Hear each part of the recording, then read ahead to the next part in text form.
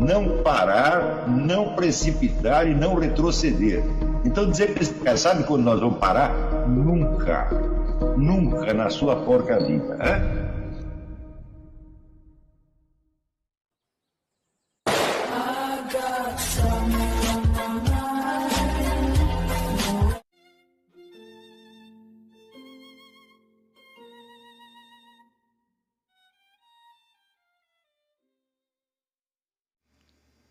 E aí pessoal, tranquilo?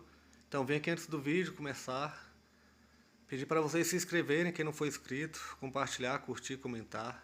Quem puder seja membro do canal, que isso ajuda bastante. Tem também o link do Apoia-se. Quem puder ajudar nosso canal e apoiar financeiramente vai ser muito bem-vindo. Mas o mais importante é transmitir o conteúdo e os conhecimentos do professor Olavo de Carvalho para mais e mais brasileiros. Então compartilhe e ajude aí nossa causa. Muito obrigado a todos os membros, apoiadores do canal. Fico muito feliz. Tenho certeza que a gente está no caminho certo. Então fiquem com o vídeo e até mais. Valeu! Vamos ver. Horácio Neiva pergunta aqui. O senhor fala da função do romance como sendo expressar a situação de um personagem que se coloca contra a sociedade. A sociedade moderna, com suas pressões e a difusão quase imperceptível de ideologias, tenta impedir o surgimento de personagens como os heróis do romance? Certamente. A capacidade de individualização diminui dia a dia. Se você olha os grandes personagens do romance do século XIX, você vê que eles são individualizados a um ponto que hoje em dia já se tornou quase impossível. O personagem do romance no século XX ele vai perdendo individualidade, vai perdendo até unidade, perdendo integridade. Há um fenômeno que é, vamos dizer, a dissolução do eu na literatura. Você pega os personagens de Kafka, eles já não têm um eu, eles já não têm uma personalidade. Eles são pedaços, eles são fragmentos. Eles estão abaixo, vamos dizer, da condição da individualidade humana. Pega os personagens de Proust, nenhum deles é uma personalidade, todos eles são pedaços, eles estão sempre... Vamos dizer, eles são estados mentais que passam por eles, mas que eles parecem o David Hume. David Hume dizia que nós não temos eu nenhum, não temos consciência nenhum, nós só temos estados. Eu digo, bom, isso aí que você está falando você se refere a um psicótico, evidentemente. Porém, o que normalmente seria, vamos dizer, o próprio de um psicótico, de repente se transforma no padrão da sociedade. Por exemplo, eu vejo a extrema dificuldade que as pessoas têm para juntar causa e efeito do que lhes acontece, às vezes como é que se diz, com poucos dias de intervalo. Você fez tal coisa e aconteceu tal outra. Você se transformou a si mesmo de tal ou qual maneira, fazendo tal ou qual escolha. As pessoas frequentemente não percebem mais isso, ou não são capazes de contar a sua história para si mesmo. Pois é, vamos dizer, esta integridade do eu, que pelo menos consegue contar a sua história, é a primeira coisa que você tem que recuperar para ser um filósofo. Está entendendo? Você poder chegar a falar de você mesmo com a integridade com que falava Agostinho, por exemplo.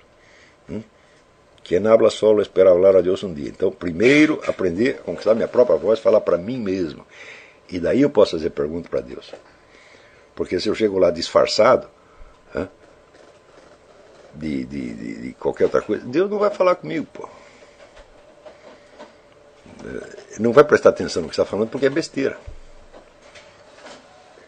Claro que ele pode furar a sua carapaça e chegar até você, se ele quiser, mas não é obrigação contratual da parte dele, né?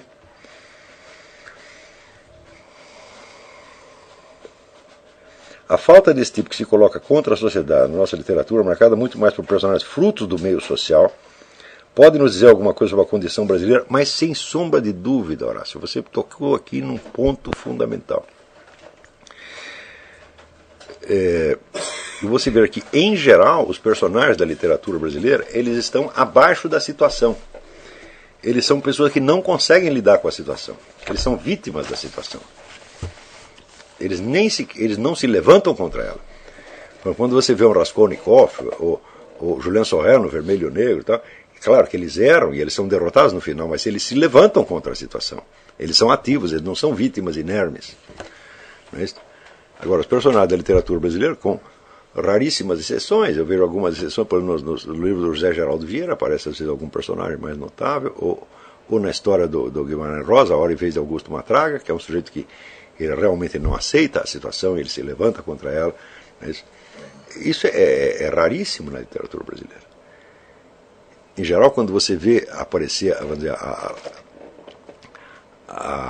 o elemento de não aceitação ou de inconformidade, é uma inconformidade padronizada, identificada com o movimento político, ou com qualquer coisa assim, onde você escapa da comunidade para você entrar em outra e se tornar dentro dela ainda mais servil do que você é. Por exemplo, as humilhações, as autonegações, as negações da própria consciência que o Partido Comunista exige das pessoas são muito mais drásticas do que qualquer patrão burguês exigia de quem quer que fosse. Não tem patrão que exija, que coloque para você uma coisa como aquela do Groucho Marx, afinal você vai acreditar em mim ou nos seus próprios olhos. O Partido Comunista exige isto. Você quer lutar contra a sociedade burguesa, nós te ajudamos. Só que você tem que abdicar da sua consciência, você tem que ver do jeito que nós vemos, e se você vê um treco que nós não gostamos, nós vamos ter que fazer você jurar que você não viu.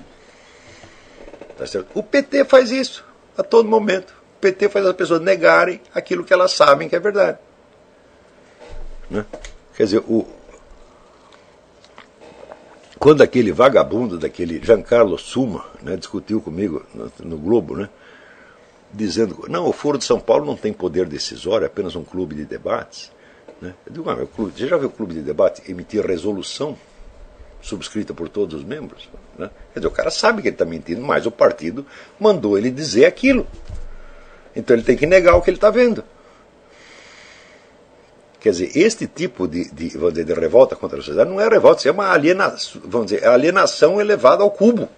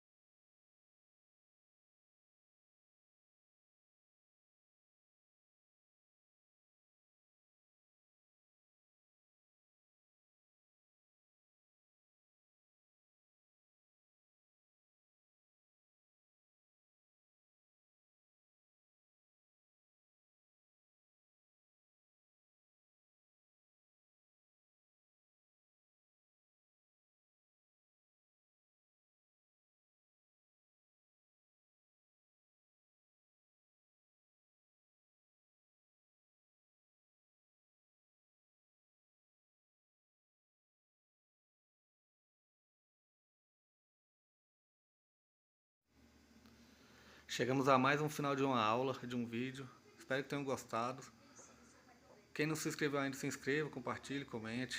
Ajude nosso canal, apoie, seja membro. E ajude o nosso canal a chegar a cada dia a mais brasileiros que precisam muito do conhecimento do professor Olavo de Carvalho. Então é isso aí, fique com Deus, até o próximo. Valeu! Então é isso aí, pessoal. Que é o nosso canal. Que são alguns livros que eu já li. A maioria foi doação, mas alguns eu adquiri, professor Olavo de Carvalho. Alguns livros se perderam aí que eu emprestei. Professor Alexandre Costa. A Bíblia Sagrada. 10 lições sobre Karl Marx. Indico a não ler esse livro, que é muito ruim mesmo. Alguns pensadores aqui que realmente, como o professor Olavo de Carvalho disse, não são pensadores. Valeu, tamo junto aí. Apoie nosso canal, seja membro.